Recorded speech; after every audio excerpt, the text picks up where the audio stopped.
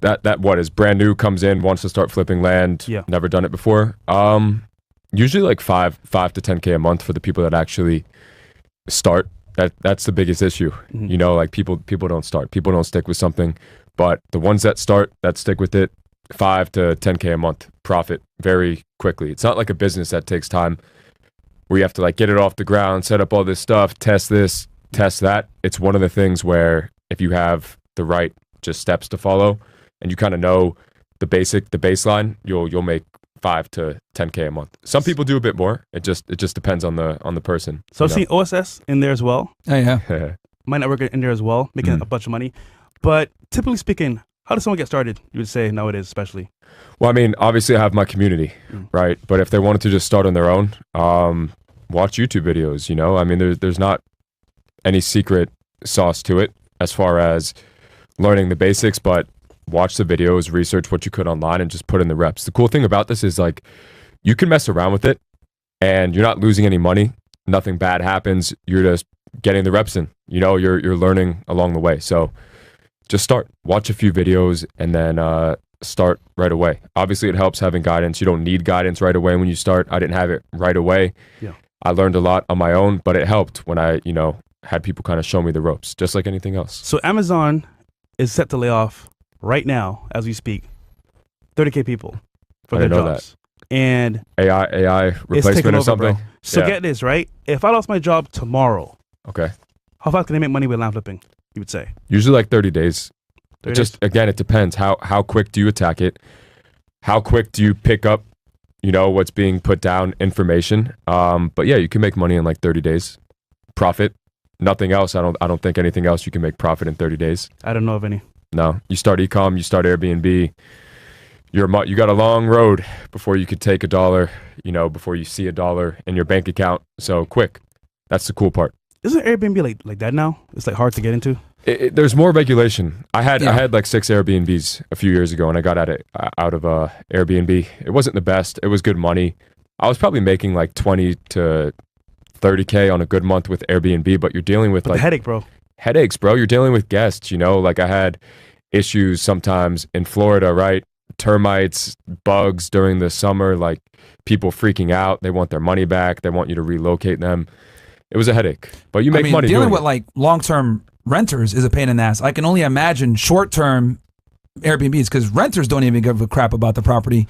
So people that are there for vacation or whatever, especially if like you're in Orlando, one of these hotspots for Airbnb, they're going to destroy the house a lot of the times. And parties, they don't care. Yeah. Events, they don't care. And then you're on the hook for all that. Yeah. You have to just have like a firm rule. I had like a literal like rule book in my Airbnb. It's like, hey, follow the rules or you will be fined X amount for this, this, and this. It was pretty, I didn't have issues with, I had more respectful people because my properties were in Hollywood. So it was an older crowd, not Miami. So they weren't just messing everything up. It was mostly like older couples, families. So I didn't deal with that, but people want to be pleased all the time, and you're managing properties. So real quick, right now real estate is in a different place. People are worried about what they should buy, if they should buy, what they should do next.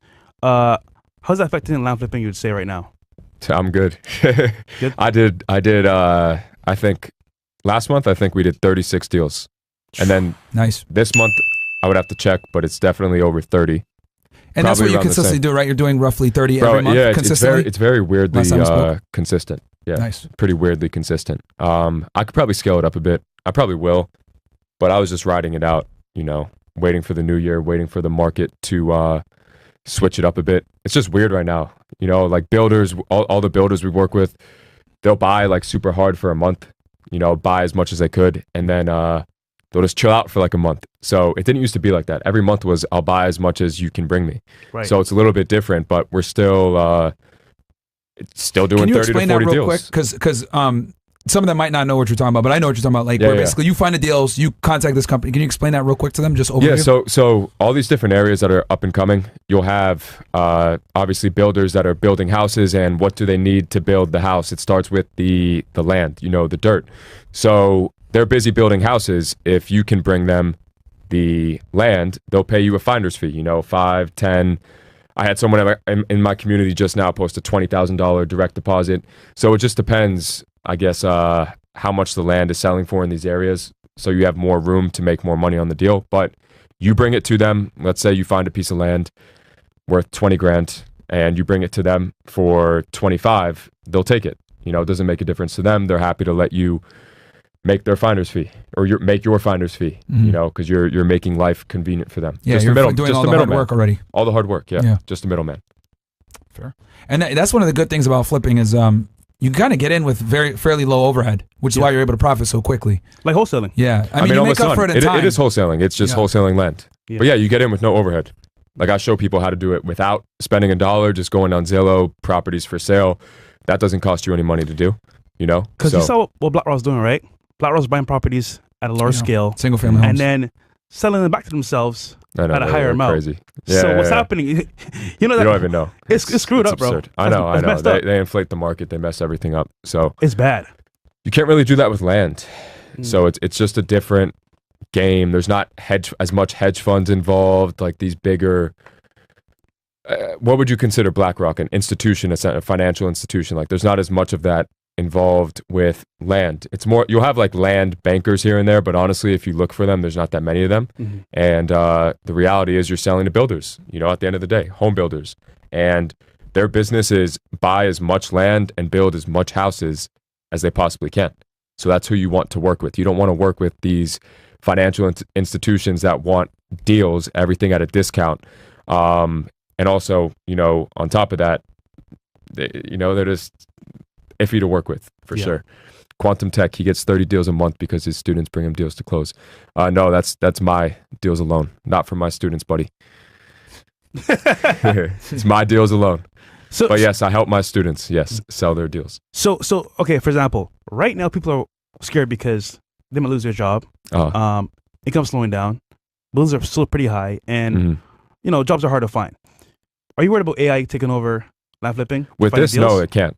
No? It can supplement. I mean, it can help, but there's nothing AI could do in this model that would replace somebody's role. Really?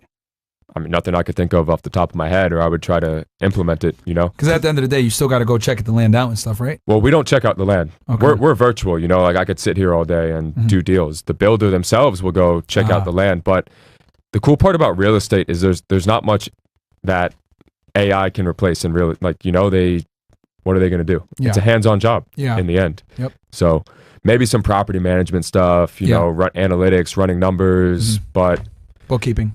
But in the end, it's a business where it's a people business. You know, you're speaking to realtors, buyers, tenants, things like that. So yeah, fair. What else? Cool. So okay, so Alex, this is funny because